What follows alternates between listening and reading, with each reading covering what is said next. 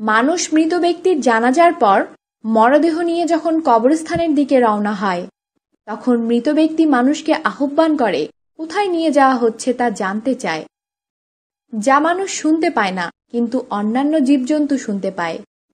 এ ব্যাপারে হাদিসে এসেছে, হযরত আবু সাঈদ খুদরি রাদিয়াল্লাহু আনহু রাসূলুল্লাহ সাল্লাল্লাহু আলাইহি ওয়াসাল্লাম থেকে বর্ণনা করেছেন। তিনি বলেন, যখন মৃত ব্যক্তিকে পুরুষেরা তাদের কাঁধে করে নিয়ে যায়, তখন যদি সে মৃত ব্যক্তি নেককার হয়, তাহলে সে বলে আমাকে পৌঁছে দাও, আর যদি বদকার হয় তাহলে বলেন হায় আফসোস, একে কোথায় নিয়ে যাচ্ছে ওরা। মানুষ ব্যতীত সবাই তার আর্তনাদ শুনতে পাবে, আর মানুষ যদি তা শুনত তবে তারা বেহুশ হয়ে পড়ত। বুখারী। আল্লাহ তাআলা আমাদেরকে তার প্রিয় বান্দা হওয়ার তৌফিক দান করুন। আমিন। আমাদের সাথেই থাকুন।